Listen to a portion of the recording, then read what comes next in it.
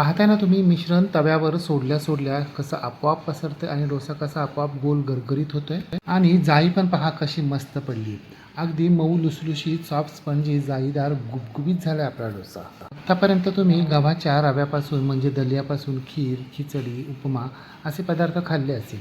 परंतु आज आपण दलियापासून म्हणजे गव्हाच्या रव्यापासून करतोय स्पंज डोसा. ते सुद्धा इन्स्टंट आणि इन्स्टंट असूनही इनोचा वापर न करता नारळाच्या चटणीसहित.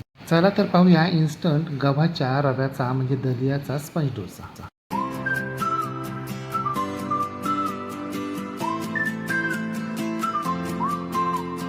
सॉफ्ट स्पंजी जाळीदार मऊ लुसलुशीत पौष्टिक दलियाचा डोसा करण्यासाठी इथे आपल्याला 1 वाटी खपली गव्हाचा रवा म्हणजेच दलिया घ्यायचा आहे. खपली गव्हाचा लापशी रवा कसा करायचा याची रेसिपी आपल्या चॅनलवर अगोदरच अपलोड केली आहे. ती जर तुम्ही अजूनही पाहिली नसेल तर डिस्क्रिप्शन बॉक्समध्ये त्याची लिंक दिलेली ती जरूर पहा. मार्केटमध्ये जो दलिया मिळतो तो खपली गव्हाचाच असेल असं काही सांगता येत नाही. शिवाय शुद्धही असेल असंही सांगता येत नाही. भेसळीची शक्यता असते. म्हणून आपण घरीच लापशी रवा तयार केला आहे. साध्या रेग्युलर गव्हापेक्षा खपली गहू खूप पौष्टिक असतात म्हणून आपण खपली गव्हाचा रवा म्हणजे दलिया घेतोय.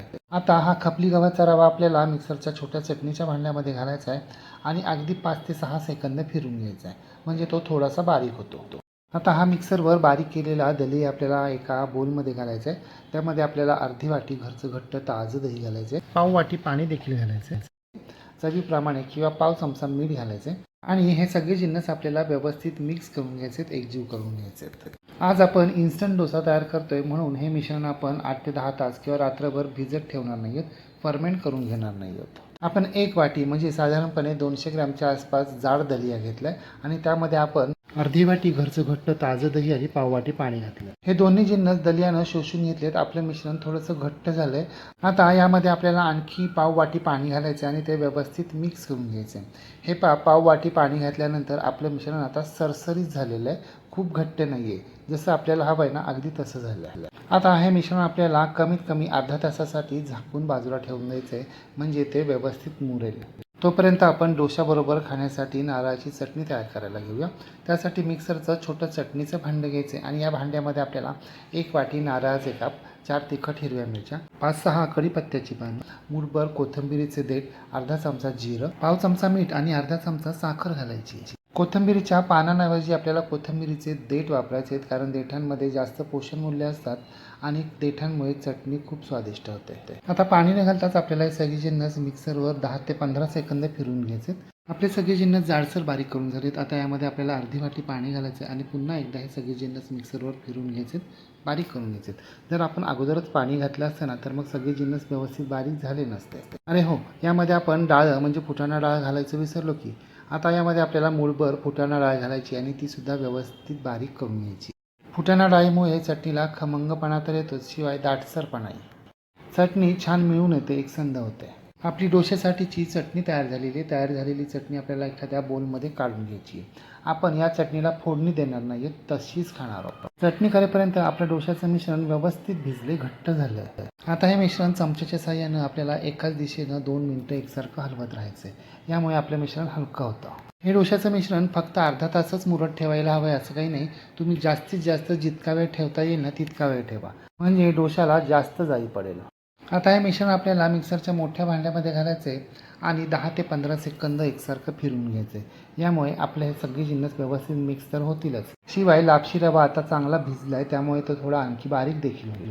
आपले सगळे जिन्नस व्यवस्थित मिक्स झालेत आणि आपला दलिया पहिल्यापेक्षा आता चांगला बारीक झाला आहे. मिक्सरवर फिरवून घेतलेलं हे डोशाचं मिश्रण आपल्याला पुन्हा एकदा त्याच बोलमध्ये काढून घ्यायचं. आपण 1 वाटी म्हणजे साधारणपणे 200 ग्राम दलिया घेतला होता. त्यासाठी अर्धी वाटी घरचं घट्ट ताजं दही आणि 1 वाटी पाण्याचा आत्तापर्यंत वापर केला. आता आपल्याला यामध्ये चवीप्रमाणे मीठ घालायचं आणि ते व्यवस्थित मिक्स करून घ्यायचं आहे. मीठ व्यवस्थित मिक्स करून झाल्यानंतर एकदा आपल्याला मिश्रणाची कन्सिस्टन्सी चेक करायची आहे. आपल्याला मिश्रण खूप घट्टही ठेवायचं नाही आणि खूप पातळ ठेवायचं नाही. एक वेळ थोडं घट्ट झालं तरी चालेल परंतु पातळ होता कामा नये. जर मिश्रण खूप पातळ झालं ना तर डोशांना व्यवस्थित जाळी पडणार नाही आणि आपले डोसे सॉफ्ट स्पंजी जाळीदार होणार नाही आणि गुबगुबीतही होणार नाही, चप्पट होतील. आता यामध्ये आपल्याला पाव चमचा किंवा त्याहीपेक्षा थोडासा सोडा घालायचा आणि तो व्यवस्थित मिक्स करून घ्यायचा. सोडा घातल्यानंतर हे मिश्रण आपल्याला जवळजवळ 30 ते 40 सेकंद एकसारखं फेटत राहायचं आहे, म्हणजे आपलं मिश्रण हलकं होईल. सोडा घालायलाच हवा असं काही नाही, परंतु आपण मिश्रण फर्मेंट केलेलं नाही आहे, म्हणून आपण जाळी पडण्यासाठी म्हणून सोडा वापरतोय. सोडा चांगला मिक्स केल्यानंतर आपलं मिश्रण जवळपास दुप्पट होत आलेलं आहे. आता आपल्याला लगेचच डोसे घालायला सुरुवात करायची. त्यासाठी आपल्याला गॅसवर एक जाड बुडाचा बिडाचा तवा गरम करण्यासाठी ठेवायचा. संपूर्ण तव्याला तेल लावून घ्यायचे आणि ते टिश्यू पेपरनं पुसूनही घ्यायचे. तवा चांगला कडकडीत गरम झाला की गॅसची फ्लेम मध्यम करायची. आता या तव्याच्या मध्यभागी आपल्याला 2 पळ्या मिश्रण घालायचे. हे पहा, आपलं मिश्रण आपोआप तव्यावर पसरलं जातं आणि डोश्याला आपोआपच गोल आकार येतोय, म्हणून आपल्याला हे मिश्रण पळीच्या साहाय्यानं पसरवायचं नाही आहे. आपल्या मिश्रणाची कन्सिस्टन्सी अगदी परफेक्ट झाली, म्हणून तव्यावर पळीनं मिश्रण सोडलं असता मिश्रण तव्यावर आपोआप गोलसर पसरलं आहे. डोसा गोल गरगरीत व्हावा म्हणून आपण पळीच्या साहाय्यानं मिश्रण गोलसर पसरवून घेतो, परंतु पळीच्या साहाय्यानं जर मिश्रण पसरवून घेतलं ना तर जाळी मोडण्याची शक्यता असते, म्हणून शक्यतो पळीनं पसरवून घ्यायचं नाही. जेवढा आपोआप गोल आकार प्राप्त होईल ना तेवढा येऊ द्यायचा. मिश्रण तव्यावर थोडंसं उंचावरून सोडलं ना तर आपोआप पसरतं आणि डोसा गोल होतो. पाहताय ना आपल्या डोश्याला कशी मस्त जाळी पडली आहे. आता वरचं मिश्रण जेव्हा थोडंसं कोरडं व्हायला लागेल ना तेव्हा यावर आपल्याला साजूक तूप सोडायचं आहे आणि पूर्णपणे कोरडं झाल्यानंतर हा डोसा आपल्याला उलट करून घ्यायचा आहे. मध्यम आचेवर 2 ते 3 मिनिटातच आपल्या डोश्याला जाळी पडते आणि डोसावरून कोरडा होतो. डोसा उलट केल्यानंतर देखील आपल्याला यावर आपल्या आवडीप्रमाणे साजूक तूप घालायचे. जर तुम्हाला बटर वापरायचं असेल तर तुम्ही बटरचा देखील वापर करू शकता. साजूक तूप व्यवस्थित पसरवून घ्यायचे. दुसऱ्या बाजूनं म्हणजे जाळीच्या बाजूनं आपल्याला डोसा खूप वेळ शेकून घ्यायचा नाही, अगदी 15 ते 20 सेकंद शेकून घ्यायचं आहे. आपल्या डोश्याला एका बाजूनं मस्त जाळी पडली आणि दोन्ही बाजूनं तो अगदी व्यवस्थित खमंग खरपूस शेकला गेलेला.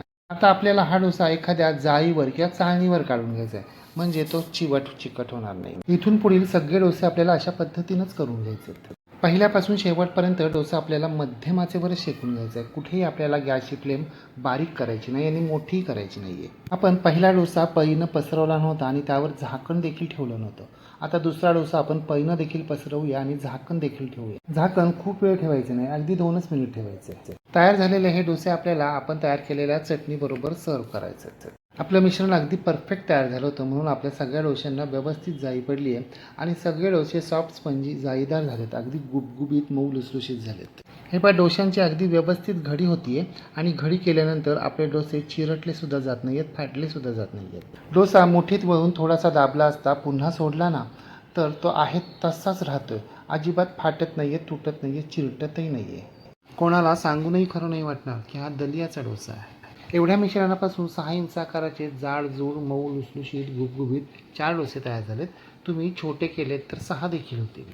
आहेत की नाही करायला सोपे. तरी आपण यामध्ये पोहे रवा काहीच घातलं नाही आहे आणि महत्त्वाचं म्हणजे इनोचा वापर न करता इन्स्टंट डोसे केलेत. खपली गव्हाचा ग्लायसेमिक इंडेक्स खूप कमी असतो, त्यामुळे रक्तातील साखर अचानकपणे वाढत नाही. त्यामध्ये ग्लुटेनचं प्रमाण सुद्धा अत्यल्प असतं, त्यामुळे पोटावर ताण येत नाही, पचनक्रिया सुधारते. खपली गव्हामध्ये फायबरचं प्रमाण खूप जास्त असतं, त्यामुळे वारंवार भूक लागत नाही, पोट भरल्यासारखं वाटतं. साहजिकच आपलं वजन आटोक्यात राहतं. खपली गहू शरीरातील बॅड कोलेस्ट्रॉल कमी करतात, त्यामुळे हृदयासाठी सुद्धा खूप फायदेशीर आहे. म्हणजे तुमच्या आत्तापर्यंत लक्षात आलंच असेल की हे डोसे आपल्या आरोग्यासाठी किती फायद्याचे आहेत. सोपे तर आहेच आहेत, शिवाय स्वादिष्टही आणि नेहमीपेक्षा वेगळे सुद्धा.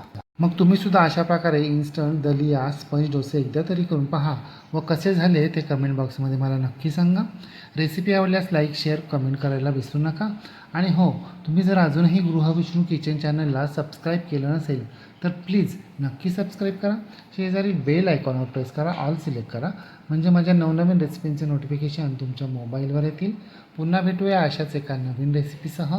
तोपर्यंत नमस्कार व रेसिपी शेवटपर्यंत पाहिल्याबद्दल धन्यवाद.